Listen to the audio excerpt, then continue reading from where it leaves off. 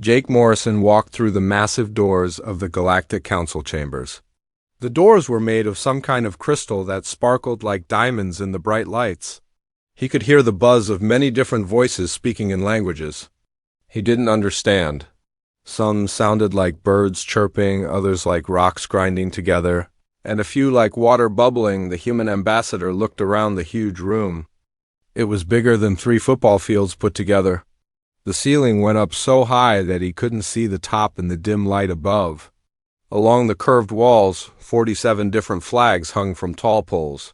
Each flag represented a different species that belonged to the council. Jake carried only a simple data pad in his left hand, and his diplomatic papers in his right hand. That was all. No gun, no sword, no energy weapon, nothing that could hurt anyone. He was the only person in the entire room who came without weapons. All around him, other beings carried amazing and scary weapons. The tall lizard-like Krathen had big hammers that glowed with energy. The bird-like Zephyrians had whips made of pure light that crackled and sparked. Even the ghost-like Ethereals had shields of bright energy floating around their bodies. The Morlocks had metal claws that came out of their hands like knives. Jake walked slowly down the main path toward his seat. As he passed other delegates, they turned to stare at him. Some looked curious. Others looked confused. A few seemed almost scared. The human could hear whispers starting behind him as he walked. "Why does the human carry nothing?" asked a small blue creature with 6 arms. "Is he not afraid?" wondered a being that looked like a walking tree. "Maybe humans are too weak to use weapons," suggested another voice. Jake pretended not to hear the comments. He had been through this before. Every time there was a council meeting, the same questions came up. Every time, people were surprised to see a human walking around without any protection. Near the front of the room, a young intern from the Delphian Republic was sitting next to her boss. The Delphians looked almost human, except they had silver skin and very large eyes. The intern, who was new to her job, leaned over to her supervisor.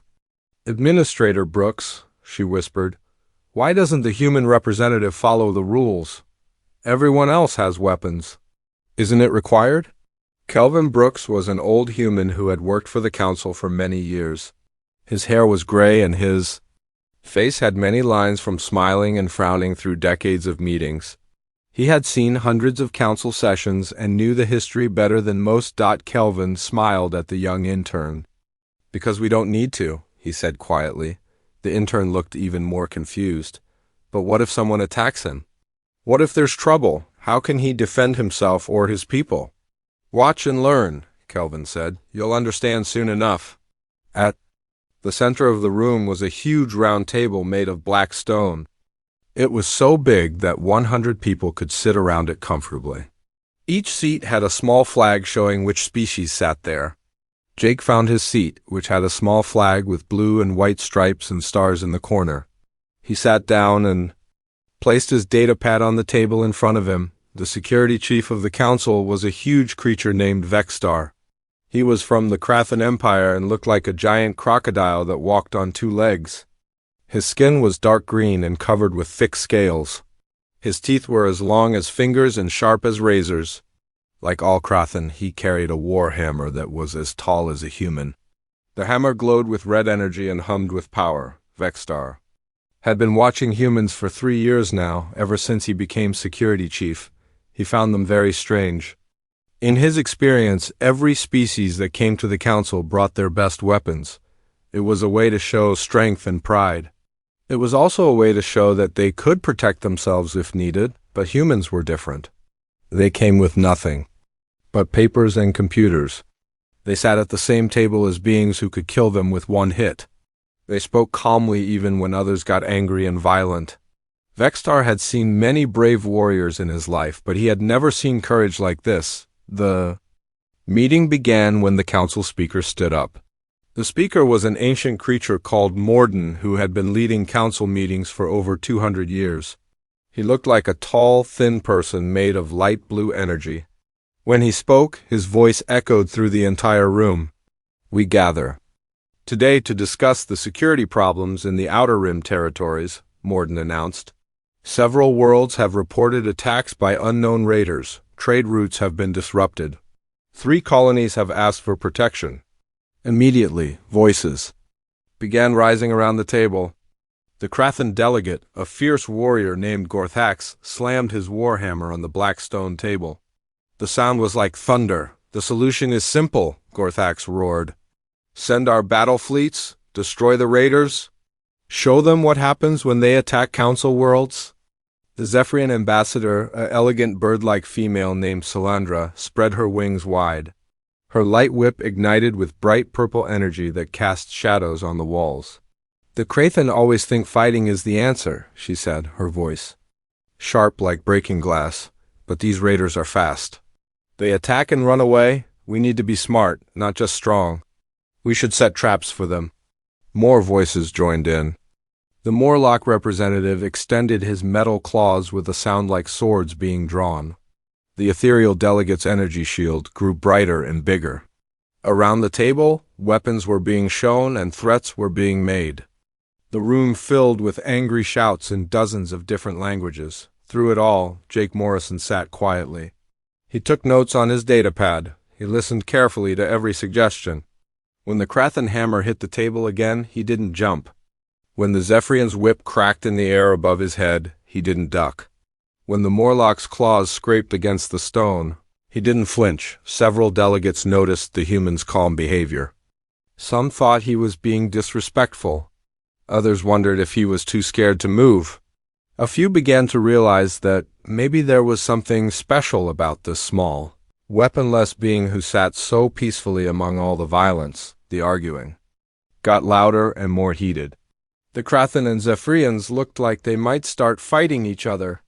The Morlocks were growling and showing their teeth.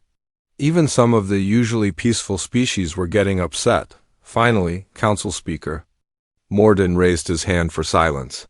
His voice boomed through the chamber like a bell. "Enough!" he said. "Before we make any decisions about the Outer Rim, I think it would be good for our newer members to understand something important. Something about why we allow humans to sit among us without weapons." The room became very quiet. Many of the younger delegates leaned forward with interest. Even some of the older ones who knew the story wanted to hear it again. Morden looked directly at Jake Morrison. "Ambassador Morrison, would you like to tell the story, or should I?" Jake smiled and shook his head. "I think it would be better coming from you, Speaker Morden." "You were there when it happened," Morden nodded slowly. "Yes, I was there. It was 300 years ago, when this council was a very different place, when strength was the only thing that mattered. When we settled our arguments with blood instead of words." The ancient speaker's form grew brighter as he remembered the past. It was the day everything changed. The day a human named Helen Curtis taught us that there was a better way to be strong. 300 years ago, the Galactic Council was not a place for talking. It was a place for fighting. The Great Hall looked more like a sports arena than a meeting room. Instead of a round table, there were high platforms where representatives would fight each other when they could not agree on something. The walls were covered with weapons from every species. Swords, hammers, energy guns, and things that looked too strange to have names. Bloodstains on the floor had been there so long that no one remembered whose blood it was.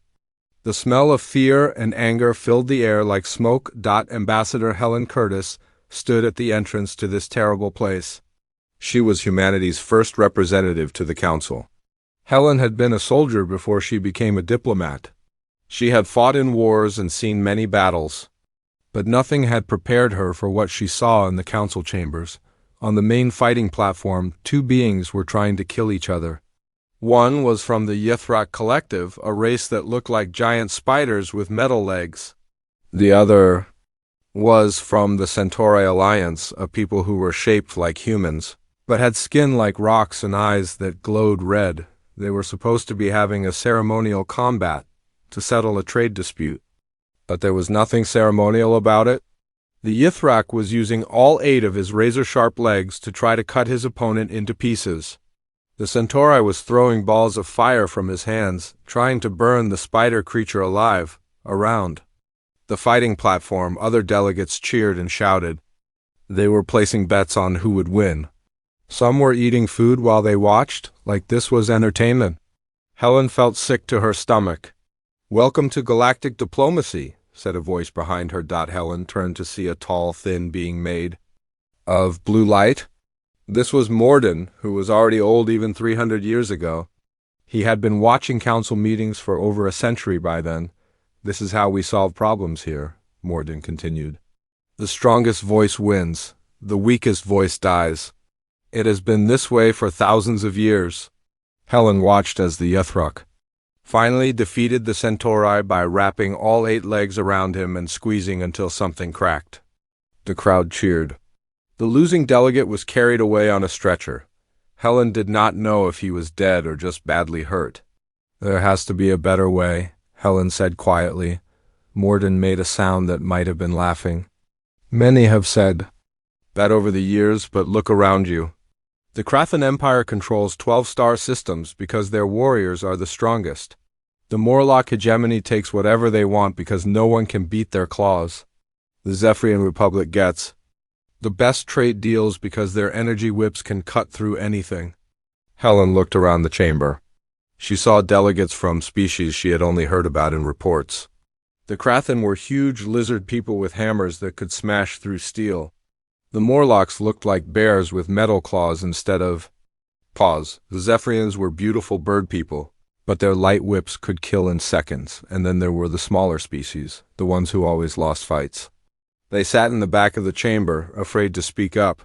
When they did try to say something, the bigger species would challenge them to combat. Most of the time, the small species would just give up rather than die. "It's not right," Helen said. "The strong shouldn't always win just because they're strong. What about fairness? What about justice?" "Those are pretty words," said a new voice. It was deep and scary, like rocks falling down a mountain. Helen turned to see the biggest creature she had ever seen in person. It was Warlord Gorthuk of the Morlock hegemony. He was as tall as 2 humans standing on top of each other. His arms were as thick as tree trunks. His claws were as long as swords and sharp enough to cut through metal. "You must be the human," Gorthuk said, looking down at Helen like she was an insect. "I have heard that your species wants to join our council." "That's right," Helen said. She tried to keep her voice steady, but it was hard not to be scared of this monster. "Then you know the rules?" Gorthuk said with a smile that showed teeth like knives. "Before any species can join the council, they must prove their worth in combat. You must fight me, little human. If you win, your people can have a voice here. If you lose—" He shrugged his massive shoulders. "Well, dead species don't need voices." The entire chamber became quiet. Everyone turned to look at Helen and Gorthuk. This was the moment that would decide humanity's future in the galaxy. Fight and probably die, or refuse and be sent away in shame. Helen looked up at the giant creature that could kill her with one swipe of his claws. She thought about all the humans back on Earth who were hoping she would succeed. She thought about the smaller species in the back of the chamber who lived in fear every day. She thought about the bloodstains on the floor and the smell of violence in the air. Then she did something that no one expected. "No," she said. The word echoed through the silent chamber like a gunshot. Gorthuk's smile disappeared. "What did you say?" "I said no," Helen repeated, louder this time. "I will not fight you." Laughter exploded from the crowd. The Krathan delegates roared with amusement. The Zephyrians made chirping sounds that meant they thought something was funny. Even some of the smaller species laughed, though they sounded more nervous than amused. "The human is a coward!" shouted someone from the crowd. "Send her home to her mommy," yelled another voice. "Humans are too weak to be here," called a third, but Helen did not leave. Instead, she walked to the center of the fighting platform. She stood there, small and alone, surrounded by beings who could tear her apart. She had no weapons, no armor, nothing to protect her except her words. "I am not afraid to fight," she said. Her voice was not very loud, but somehow everyone could hear her clearly. "I have been a soldier. I have killed enemies in battle. I know what it means to fight for survival." The laughter began to fade as people listened. But I refuse to fight because fighting is not the answer to our problems. Look around this room. Look at the blood on the floors. Look at the fear in the eyes of the smaller species. Look at how the strong take everything while the weak get nothing.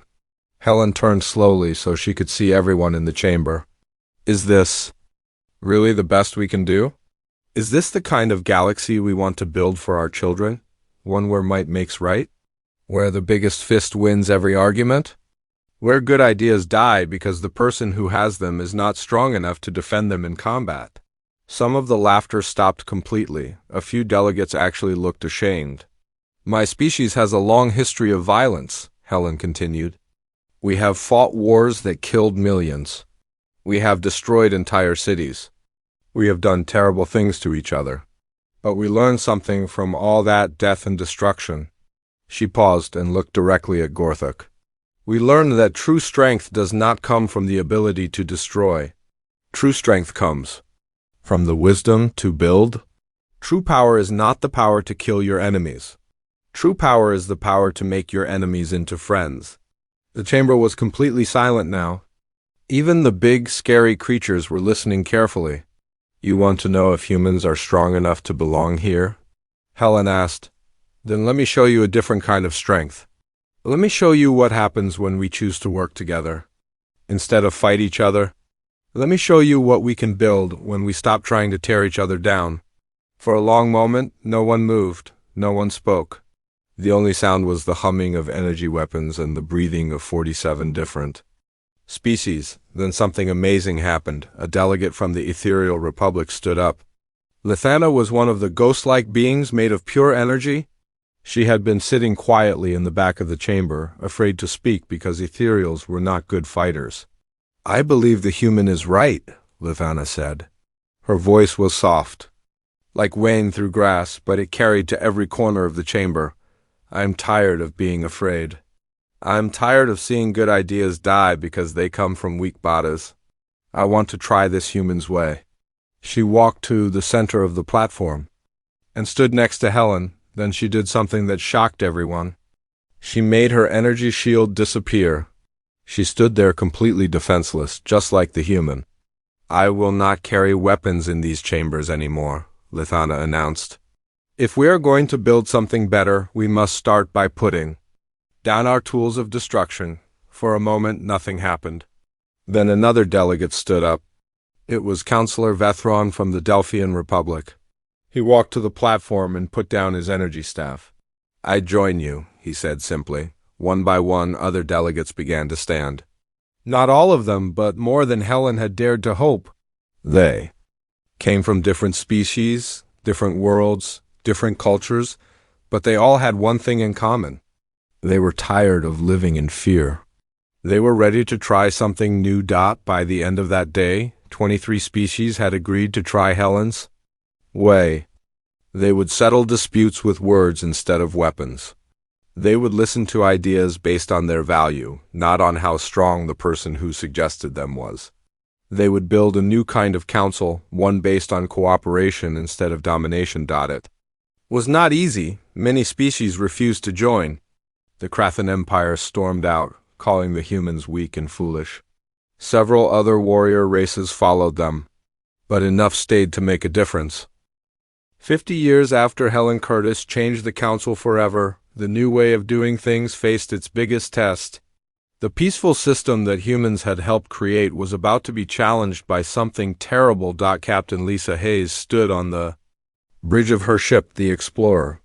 She was looking at her computer screens with worry in her eyes. The numbers and pictures on the screens told a story that made her stomach feel sick. Captain, said her second officer, Lieutenant Ben Clark. We've confirmed the reports. The Nexus Consortium has attacked 3 council worlds. Millions of people are dead or missing. Lisa closed her eyes for a moment.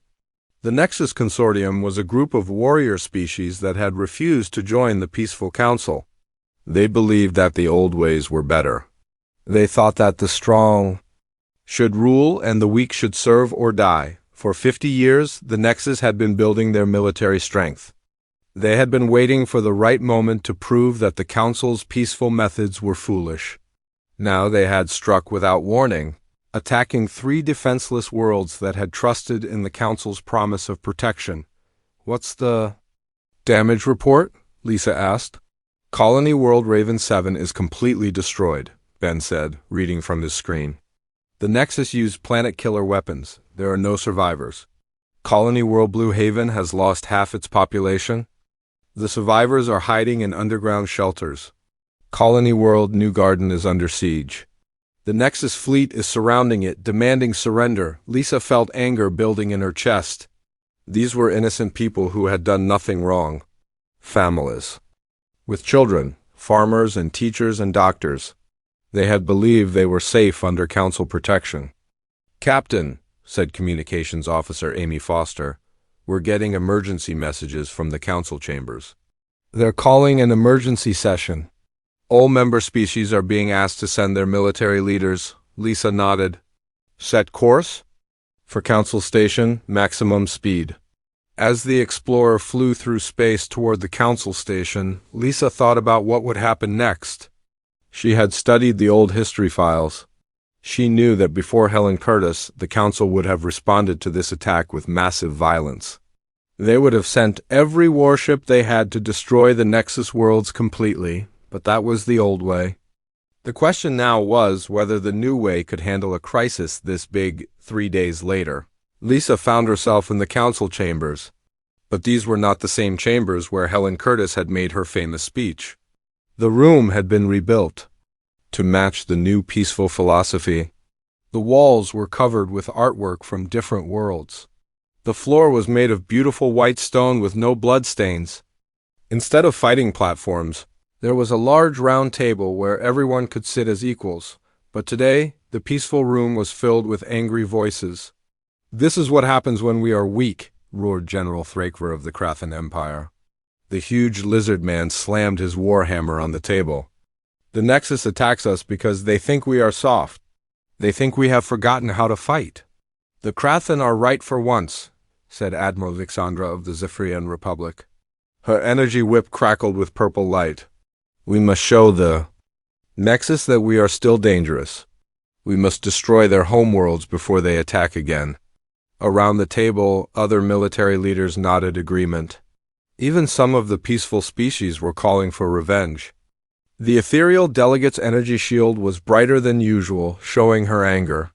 The Delphian admiral was sharpening his energy sword. Lisa sat quietly and listened to all the angry voices. She was one of the few humans in the room. Most of the other species had sent their biggest, strongest military leaders.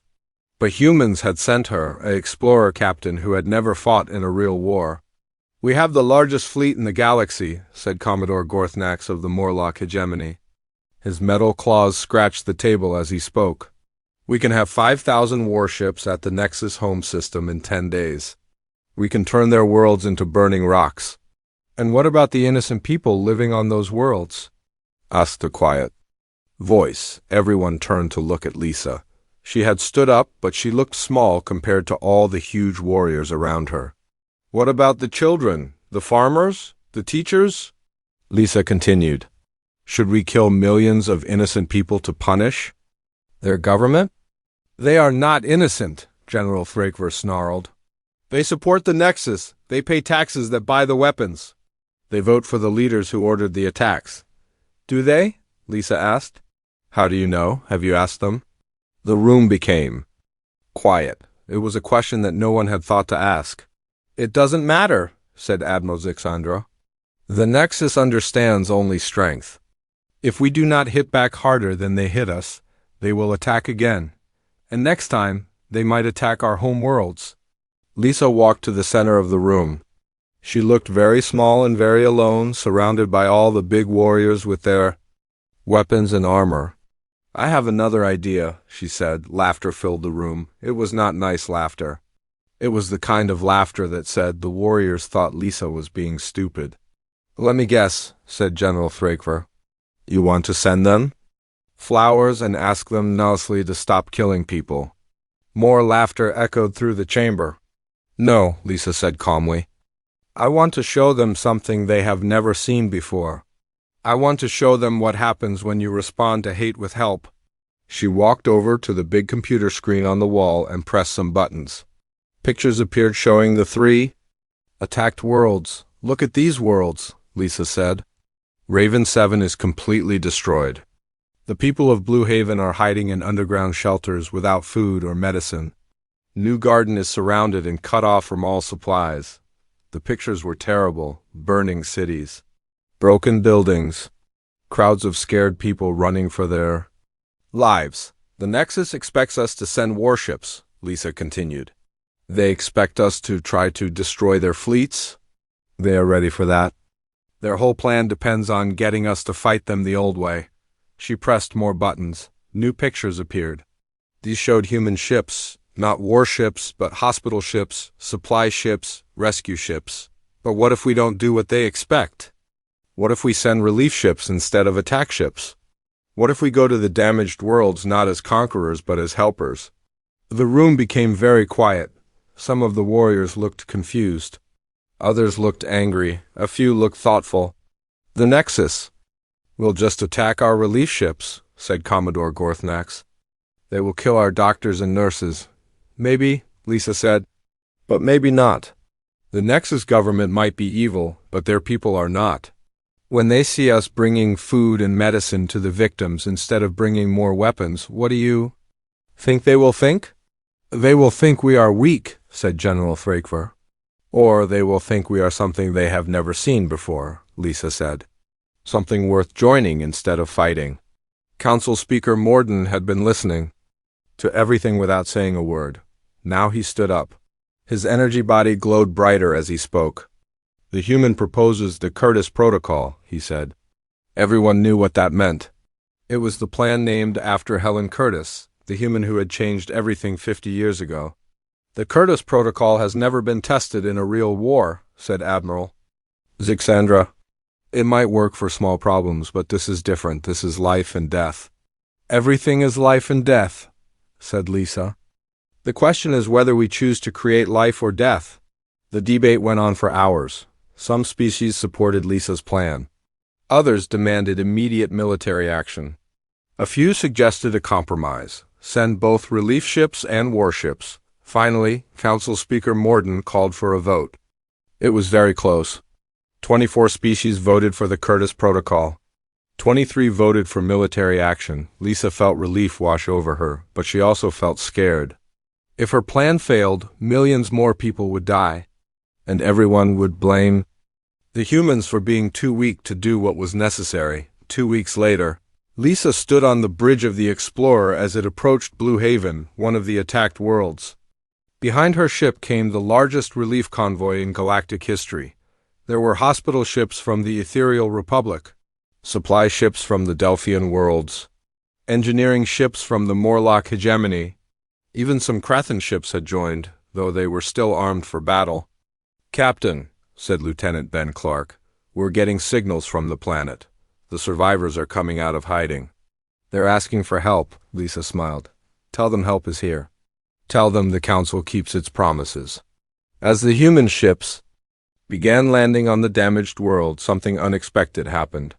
The Nexus fleet that was supposed to be attacking the relief convoy did nothing. Their ships just sat in space, watching. "Why aren't they attacking us?" asked Communications Officer Amy Foster. Lisa looked at the computer screens showing the Nexus ships. "Because they're confused. They prepared for a war, but we brought a rescue mission. They don't know what to do with something they've never seen before." On the planet below, human doctors were setting up hospitals. Human engineers were fixing power plants. Human teachers were taking care of children who had lost their parents. And slowly, carefully, some of the Nexus soldiers who had been attacking the world began to help instead of hurt. It was the beginning of something new. Something that would change the galaxy forever. Just like Helen Curtis had done 50 years before, but Lisa knew the real test was still coming. 100 years after the Nexus crisis ended, an old Delphian named Counselor Rathmir was cleaning out his office. He had served on the Galactic Council longer than anyone else in history. Now, at the age of 400, he was finally ready. Tio retire, Rathmir moved slowly around his office, packing books and pictures into boxes. His silver skin had grown pale with age, and his large eyes were not as sharp as they used to be. But his memory was still perfect. He remembered every important moment in the Council's history over the past 2 centuries. As he packed, he found an old journal that he had been writing in for many years. It was filled with his private thoughts about the species he had worked with. He sat down in his chair and began to read some of the old entries. The first entry he found was from 150 years ago. It was about a human medical officer named Dr. Susan Blake. "Today I watched something that I still do not understand," the entry read. "A terrible plague has struck the outer colonies. 3 worlds are dying. The species that live there voted against human interests in the Council just last month. They said humans were too weak and foolish to deserve good trade agreements. But when the plague hit, the first ships to arrive with help were human ships. Dr. Blake is leading the relief effort. She could have chosen to help human colonies. First, she could have demanded payment. She could have asked for political favors. Instead, she is working 20 hours a day to save the lives of people who hate her species. I asked her why. She said, because it's the right thing to do. I still do not understand what she means." Rathmir smiled as he remembered Susan Blake. She had saved millions of lives during that plague. She had worked until she collapsed from exhaustion. And when it was all over, she had asked for nothing in return. He turned to another entry, written 70 years ago. This one was about a human engineer named Tony Martinez. "The Morlock homeworld is dying," the entry said. "Their factories have poisoned their air and water. Their people are getting sick. Their children are being born with terrible diseases." The Morlock government asked the Council for help, but most species said no. The Morlocks had been bullies for too long. Too many species wanted to see them suffer, but the humans said yes. Engineer Martinez has spent 5 years developing new technology to clean the Morlock world. Today he gave the plans to the Morlock government for free. He did not ask for money. He did not ask for territory. He did not even ask for a thank you. When I asked him why, he said, "Because children should not pay for their parents' mistakes. I am beginning to understand something about humans, but I cannot put it into words yet." Rathmir remembered Tony Martinez too. The brilliant engineer had saved an entire world and then walked away as if it was nothing special. The Morlocks had been so grateful that they had offered him anything he wanted. Tony had asked only for pictures of the children playing in clean parks. The next entry that caught his attention was from 40 years ago. It was about a human intelligence officer named Kevin Turner. "Something terrible has happened," the entry began. "I have discovered that High Counselor Vexler has been selling military secrets to space pirates. For 10 years he has been telling raiders which ships to attack and which worlds are undefended. Thousands of people have died because of his betrayal, but I was not the one who discovered this. It was the human Kevin Turner. He found the evidence while investigating something else entirely. Now he faces a choice. He could use this information to help his own species. The humans are asking the Council for permission to colonize the Tau Ceti system. Vexler is the strongest supporter of that request. If Turner stays quiet, the humans will get what they want. If he reveals the truth, the humans will lose their best ally. I am curious to see what he will do." Rathmir turned the page to read what happened. Next, Turner did something that shocked me. He brought the evidence directly to the full Council, even though it would hurt his own people. He could have used it quietly to blackmail Vexler. He could have made a deal to keep quiet in exchange for favors. Instead, he chose to do what was right, even though it cost his species the chance to expand to new worlds. When other counselors asked him why, he said, "Because trust is more important than territory. Today I finally understand what makes humans different from the rest of us." Rathmir remembered that day very clearly.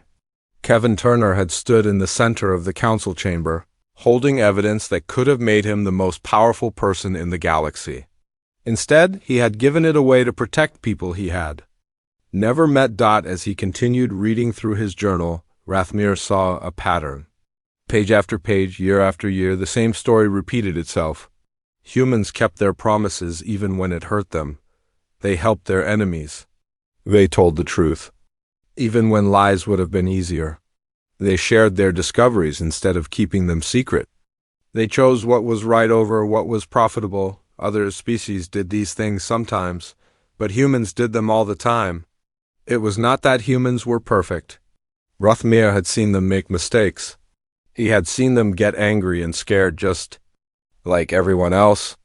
But when it mattered most, when they had to choose between helping themselves and helping others, humans almost always chose to help others. The most important entry was the very last one, written just yesterday. Tomorrow I will retire from the council. I have served for 200 years and seen many changes. But the most important change happened 150 years ago, when Helen Curtis taught us that there was a better way to live. Since then, humans have proven over and over again that they can be trusted completely. Not because they are weak, but because they are strong in a way that the rest of us are still learning to understand. They have shown us that real power comes not from the ability to take what you want, but from the willingness to give what others need. Other species carry weapons in the council chamber as symbols of their strength. But humans carry nothing, because their strength comes from something that cannot be taken away or broken. It comes from their choice to do what is right, even when what is right is hard. As Rathmir finished reading his journal, he heard a knock on his office door. "Come in," he called. The door opened, and Council Speaker Morden entered. The ancient being of light looked exactly the same as he had 200 years ago. But Rathmir could sense that he was excited about something. "Rathmir, my old friend," Morden said, "I have a favor to ask. The council is meeting today to discuss the new member applications. There are several young delegates who do not understand why humans are allowed to enter the chamber without weapons. Would you be willing to share some of your observations with them?" Rathmir smiled. "I would be honored." An hour later, Rathmir stood before the full council. The chamber was filled with representatives from 63 different species now. The council had grown much larger since Helen Curtis's time, as more and more worlds chose to join the peaceful alliance. "Young delegates," Rathmir began, his voice soft but clear, "you have asked why humans alone are trusted to enter these chambers without weapons. The answer is not complicated, but it took me many years to understand it." He looked around the room at all the different faces. Some looked like animals, others like plants, and a few like nothing that existed on any world he knew, but they were all listening carefully. Humans are not the strongest species in the galaxy.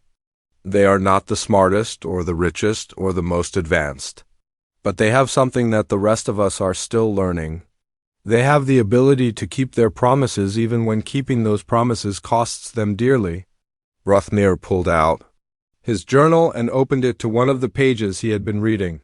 "I have watched humans for 200 years. I have seen them give up money to help strangers. I have seen them share their greatest discoveries with their enemies. I have seen them tell the truth when lies would have made them rich and powerful. And most importantly, I have seen them do these things not once or twice, but every single time they had to make that choice." The chamber was completely quiet. Even the youngest delegates were paying attention now. Other species carry weapons in this chamber because weapons represent power. The power to hurt, the power to threaten, the power to take what you want by force. But humans have discovered a different kind of power. The power that comes from being completely trustworthy.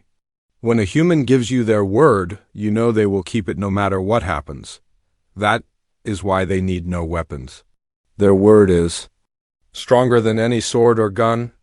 Rathmir closed his journal and looked directly at the human representative, a young woman named Carol Peterson. "They walk among us unarmed because they have earned something that cannot be given or taken by force. They have earned our complete trust. And trust, young delegates, is the most powerful weapon in the universe."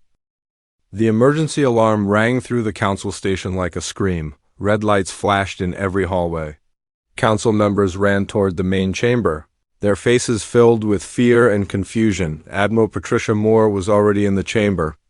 When the other delegates arrived, she stood at the center of the room, looking at a huge computer screen that showed a picture no one wanted to see. It was a weapon bigger than a moon, floating in the dead space near the Korvax system. "What is that thing?" asked General Thrakver of the Krathan Empire. Even the big lizard warrior looked scared. "It's called the Star Killer," Patricia said quietly. "We found it buried on the dead planet Korvax Prime. Someone activated it 3 days ago. Our scientists think it was built by the Ancient Ones, the race that disappeared 1,000,000 years ago." Council Speaker Morden appeared at the front of the room. His energy body was flickering with worry. "How powerful is it?" Patricia pressed a button on her control pad. New pictures appeared on the screen. They showed computer models and numbers that made everyone's stomachs feel sick. "Powerful enough to destroy entire star systems," she said. "Our best scientists think it can make suns explode. If someone fires this weapon at the galactic core, it could kill every living thing in the galaxy." The chamber erupted in panicked voices. Representatives from dozens of species began shouting at once. Some demanded immediate military action. Others suggested running away to distant galaxies. A few just sat in their chairs, too scared to speak. "How long do we have?" asked Councillor Zixandra of the Zephyrian Republic. "The weapon is charging up," Patricia said. "Our computers think it will be ready to fire in 7 days. Maybe less? Then we have to attack it now," roared Commodore Gorthnax of the Morlock hegemony. His metal claws scraped against the table. "Send every warship we have. Destroy it before it can fire." "We tried that already," Patricia said sadly. "The weapon has shields that our ships cannot break through. We lost 3 battle cruisers just trying to get close to it. The crews are still alive, but their ships are floating in space, completely helpless. Then we take it for ourselves," suggested Admiral Veltar of the Centauri Alliance. "If we cannot destroy it, we use it against our enemies." Many voices agreed with this idea. The Krathan wanted to use the weapon to expand their empire. The Zephyrians thought it would make perfect protection against invaders. Even some of the peaceful species began to think that maybe having the ultimate weapon would bring peace to the galaxy, but Patricia shook her head. "The weapon cannot be moved. It's built into the planet itself, and our scientists think that anyone who tries to control it will be killed by the energy feedback." "Then what do you suggest?" asked Council Speaker More single quotes done. Patricia looked around the room at all the worried faces. Then she looked at the human section, where Ambassador Jake Morrison sat quietly with his usual datapad and no weapons. "There is one way to stop it," she said. "Someone has to go to the planet and shut down the weapon manually. But the person who does it will have to connect their mind directly to the weapon's computer system. The energy feedback will probably kill them." The chamber became completely silent. No one wanted to volunteer for a suicide mission, even to save the galaxy. "I'll do it," said a voice from the back of the room. Everyone turned to see who had spoken. It was Jake Morrison, the human ambassador. He stood up slowly, his hands empty as always. "No," said General Thrakver. "This is too important for humans. You are not the strongest or the smartest. Send a Krathan warrior. We are not afraid to." "Die. I should go," said Admiral Zixandra. "Zephyrians have the fastest reflexes. I might be able to disconnect before the feedback kills me." "The Morlocks are the toughest," said Commodore Gorthnax. "I can survive more damage than anyone else here." Soon, representatives from every major species were volunteering. Even the peaceful Ethereals and Delphians offered to sacrifice themselves to save the galaxy. It was the first time in Council history that so many species had agreed on something. But Patricia held up her hand for silence. "There's something else you need to know. The weapon responds only to the species that built it, the Ancient Ones. Our scientists have been studying the control systems. They think the weapon will only accept commands from someone whose mind works like the Ancient Ones' minds worked." "And how did their minds work?" asked Council Speaker More single quotes done. Patricia looked directly at Jake Morrison, like human minds. The Ancient Ones were the only species in galactic history that consistently chose to help others instead of helping themselves. Just like humans do today, the room erupted in arguments again. Some delegates said it was impossible. Others said it was too dangerous to trust such an important mission to humans. A few suggested sending teams from multiple species, but in the end, the vote was unanimous. Every single species in the council, even the ones that had always been suspicious of humans, voted to put the mission under human command. Not because humans were the strongest or the smartest, but because they were the most trustworthy. 3 days later, Patricia stood on the bridge of the human ship Endeavour as it approached the dead planet Corvax Prime. Behind her were representatives from every council species. They had all volunteered to come along, even though they knew they might die. The planet looked like a huge ball of black rock floating in space. But as they got closer, they could see the weapon. It looked like a mountain-sized crystal growing out of the planet's surface. Energy danced around it like lightning, and it glowed with a light that hurt to look at. "Admiral," said her communications officer, Lieutenant Carl Williams, "we're getting readings from inside the planet. The weapon's computer system is massive. It goes down to the planet's core." Patricia nodded. She had studied the reports. To shut down the weapon, someone would have to connect their mind to a computer system the size of a small moon. The energy flowing through that system would burn out a human brain in seconds, Admiral, said another voice. It was Dr. Elena Rodriguez, the mission's chief scientist. "I've been thinking about the feedback problem. What if we don't try to have one person absorb all that energy? What if we share it?" "What do you mean?" Patricia asked. "The neural interface system can connect to multiple minds at once," Elena explained. "If all of us connect together, we might be able to spread the energy load. Instead of one person dying, we all take a small amount of damage that we can survive." Patricia looked around the bridge at all the different species represented. There, Krathen, Zephyrians, Morlocks, Ethereals, Delphians, and dozens of others. They had all come to help, even though this was supposed to be a human mission. "It's never been tried before," said Dr. Vexthan, the Krathen science officer. "We don't know if different species' minds can connect like that." "We have to try," said Counselor Letheris, one of the ethereal delegates. "If we work together, maybe we can all go home alive." 1 hour later, Patricia and 23 representatives from different species stood in a circle around the weapons control center. It was a room deep inside the planet, filled with crystals that hummed with energy. In the center was a chair that looked like it was made of light. "Remember," said Dr. Elena Rodriguez, "when I give the signal, everyone connect to the neural interface at the same time. Think about stopping the weapon. Don't try to control it or use it. Just think about making it stop." Patricia sat down in the chair of light. Immediately, her mind was filled with images and sounds from the weapon's computer system. She could feel the power of something that could destroy stars flowing through her thoughts. It was terrifying and beautiful at the same time.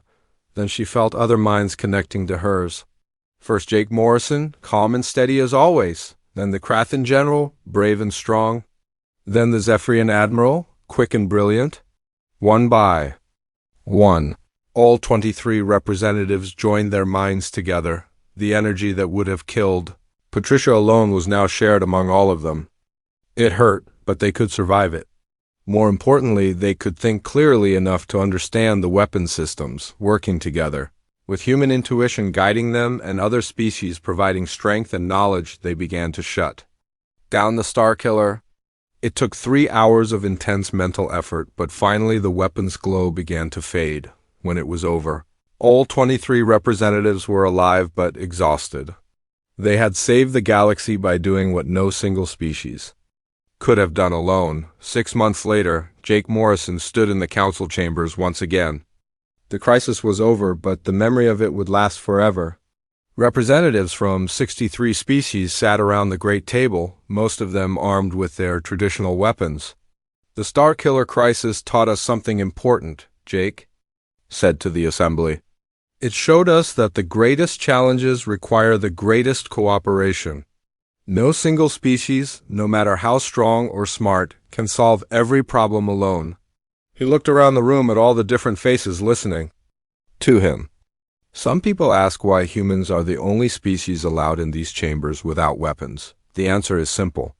We learned long ago that our greatest strength comes not from our ability to destroy, but from our ability to inspire others to work together. We carry no weapons because we have something better than weapons. We have your trust. As Jake sat down, he noticed something that had never happened before.